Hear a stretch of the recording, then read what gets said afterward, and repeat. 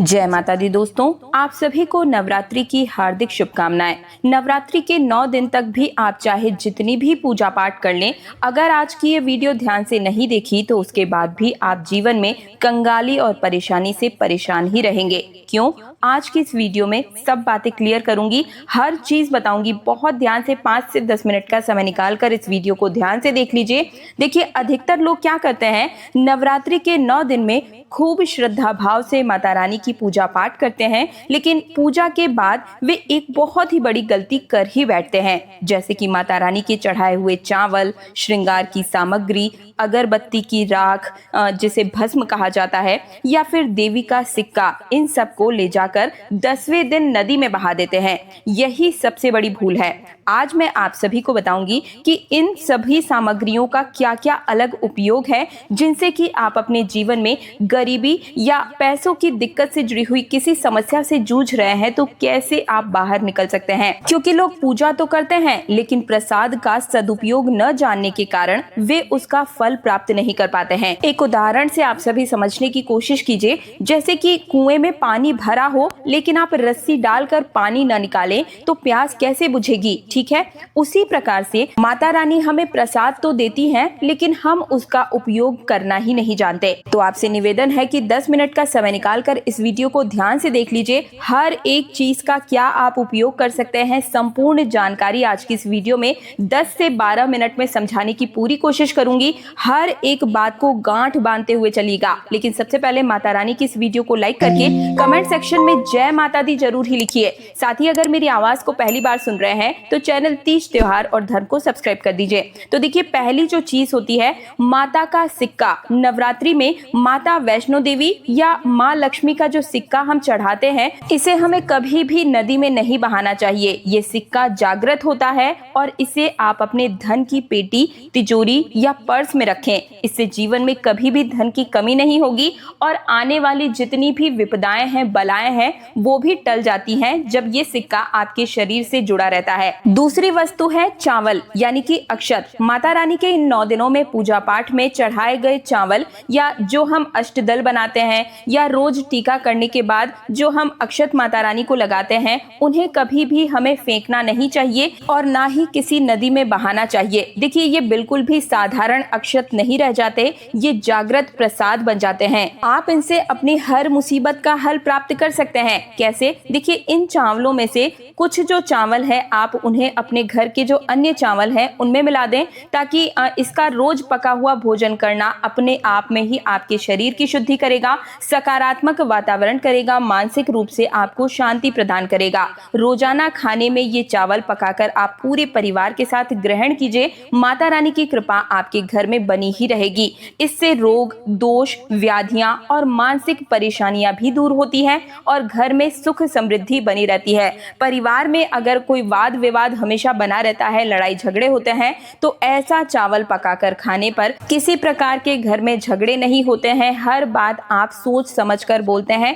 ताकि घर का वातावरण हंसी खुशी बना रहे। तीसरा है श्रृंगार की सामग्री। इन 9 दिनों में माता रानी को हर कोई श्रृंगार की सामग्री अपने अपने सामर्थ्य के अनुसार जरूर ही अर्पित करता है। कोई 5 श्रृंगार, 7, 11, 16 श्रृंगार, आपकी जैसी मन की स्थिति, मन की मंशा, वैसा हर कोई श्रृंगार छोटा या बड़ा जरूर ही माता रानी को समर्पित करता है।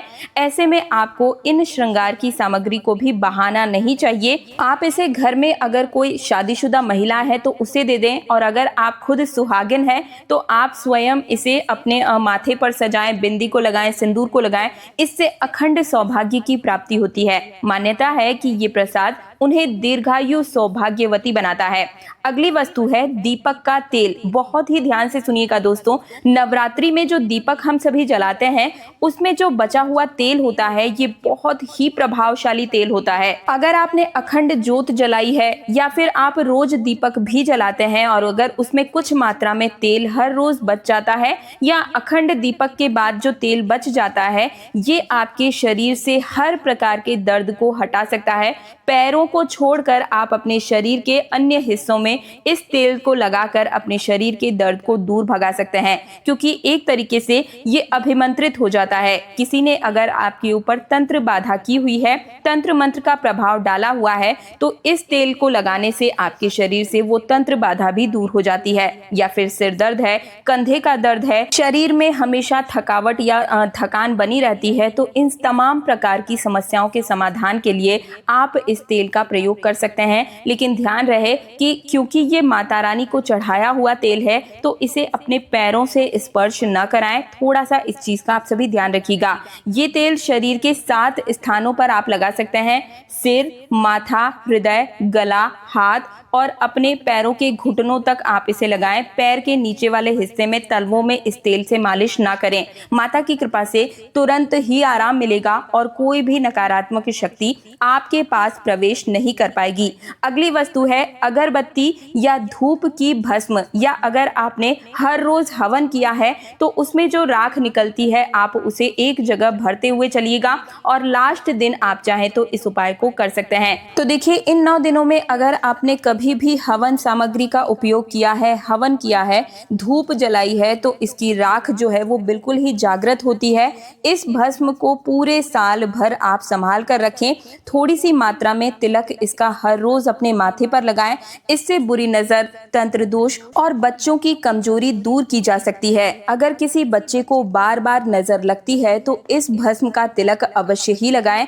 अचानक से अगर किसी को पेट में दर्द है, सिर दर्द है या प्रेत बाधा ने परेशान किया है, तो ऐसे में इस भस्म को उस हिस्से पर आप मलें, तुरंत ही लाभ मिलेगा। इसे आप संभाल कर किसी भी कांच की शीशी में भरकर रख लीजिएगा। भस्म हमेशा जागृत अवस्था में रहती है। इससे आप अपने कई प्रकार के दोषों का निवारण कर सकते हैं। अगली वस्तु है माता रानी को चढ़ाए गए पुष्प या माला, जो भी आपके पास है। बाकी की मालाओं को आप चाहे तो पानी में बहा सकते हैं।